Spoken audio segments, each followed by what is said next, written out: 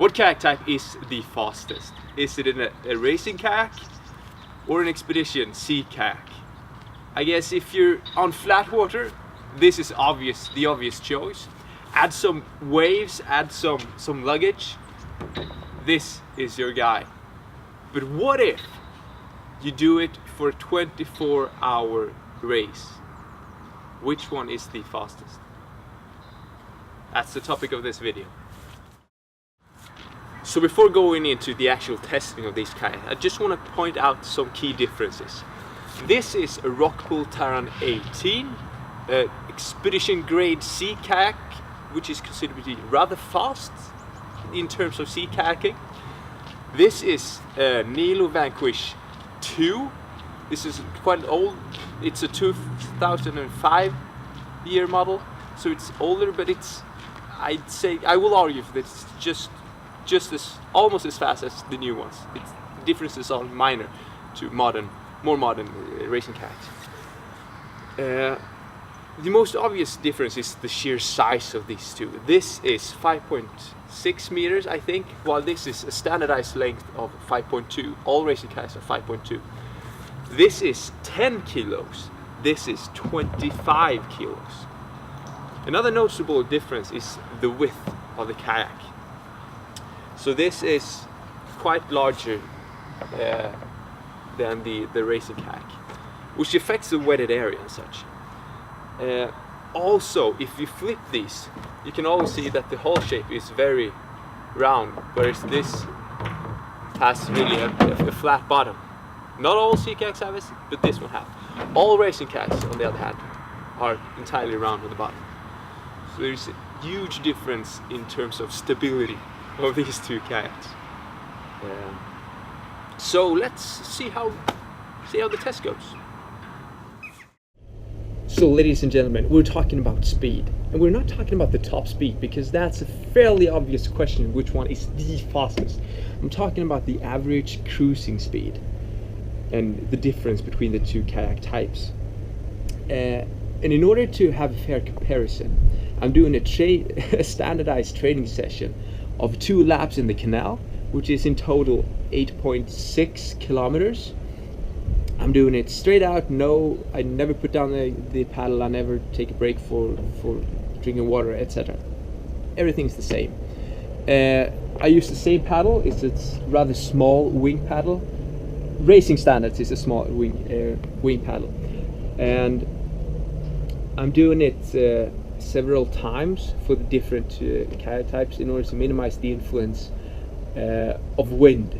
Although it is fairly sheltered conditions, there is definitely some influence of wind. So I just finished one of these training sessions, and it's actually the second session in the Terran, okay, in the sea kayak. So I need to have a few more runs in the sea kayak before I can do a nice comparison. Additional to speed and distance, I'm also measuring my pulse in order to see whether or not I'm putting in kind of the same effort in the both kayaks. So I'm trying to make this a fair comparison as possible. I'm done with all the paddling and I got the results right here. So the racing kayak is obviously the faster of the two, averaging 10.31 kilometers an hour doing these 2 laps. The sea kayak, I must admit, is a rather fast sea kayak, and it averaged on 9.55 kilometers an hour. So the difference is actually smaller than I thought. Just thinking about these numbers for a second, and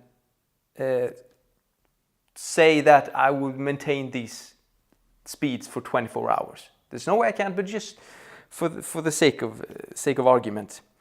If doing so, the racing kayak would be 18 kilometers ahead of the sea kayak, which is roughly 2 hours of kayaking in these speeds. So the big question is, for this 24-hour question that we pose, is whether or not the comforts and the safety of the sea kayak will allow me to spend 2 more hours in the boat than the racing kayak. So this is not a hypothetical question whatsoever, because the day after tomorrow, a 24-hour race will take place here in Malmö in the canal that I've been doing these practice laps in. The race starts at 9 a.m. in the morning, and consequently the finish is 24 hours later at 9 a.m. in Sunday morning. I would like to spend a considerable amount of time in the kayak. I have no set goals. I will definitely not be among the winners. No way. No way. But I have this racing kayak and have this sea kayak, and I wanted to know which kayak I was to choose. And I figured that more people was interested in that question perhaps than I am doing this video.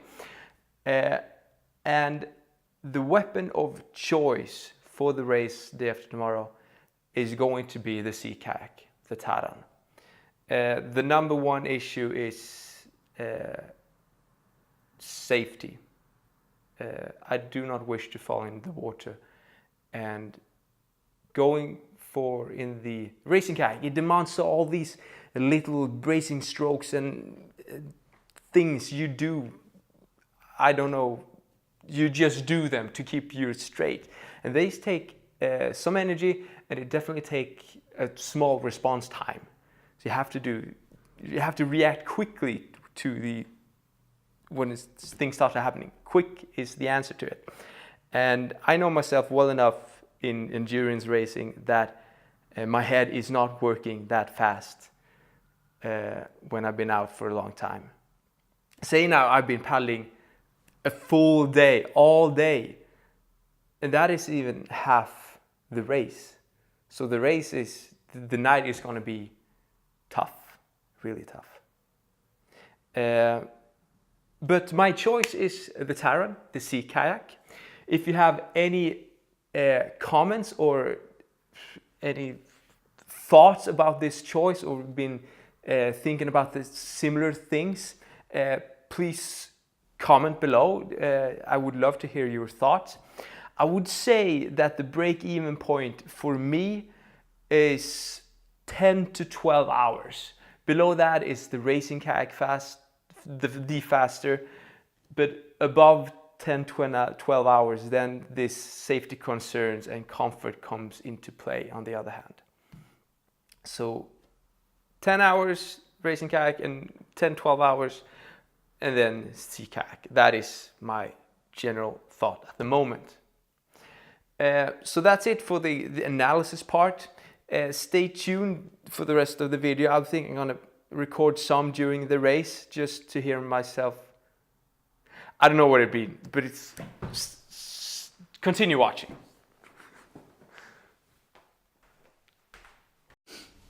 So it's 10 past midnight, 20 past, it's past midnight, and I'm hiding in the shower because people are sleeping literally everywhere.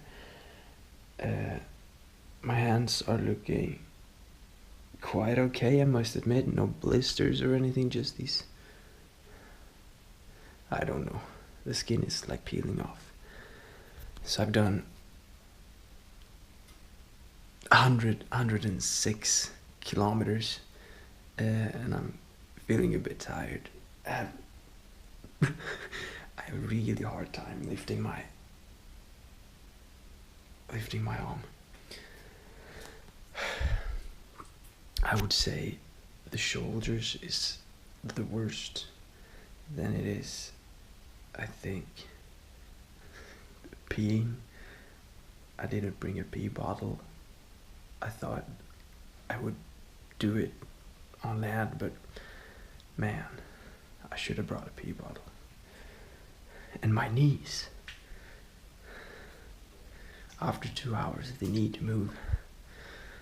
But right now, I gotta get myself a well-deserved shower and then hit bed for a couple of hours at least.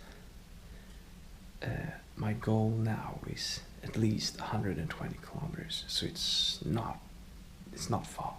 It should be easy. It should be really easy. So we'll see how bad things are hurting when I wake up tomorrow. I'm a bit afraid of that.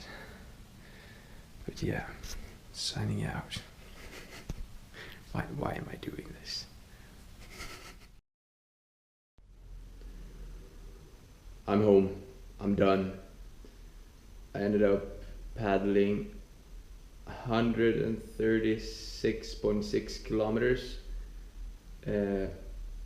which I'm proud of. It was nice. I barely can reach the camera higher than this because it hurts so much in my shoulder.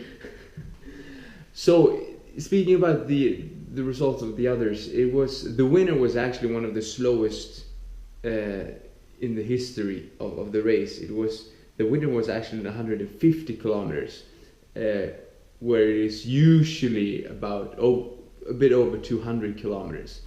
The normal strong guys, so to speak, they were either not joining or they were having a really bad day, so they ended up not going far at all. So with that said, I actually ended up on the podium. I didn't expect that, so I finished third by a small margin, to say the least. Very surprised at that. I shouldn't be up there. It's compared to over 200 kilometers, 135 isn't that much. So a slow race for the general racing, but I'm proud of my 135. Yeah, so that's it. Thank you for watching. I'll be sleeping most of this day, I think. Ciao. So when I started off this video in April, I did not quite expect to finish it up with the intro scenes in mid-December during sunrise before a training session. But what can I say, life just happened. I hope you liked the video. If you like to see more of me inside of a kayak, I have another channel where I do mainly photography related items, but I do combine them too from time to time. So check out like one of these videos, and if you like it, just I guess see more in that channel if you do like it. Thanks for watching.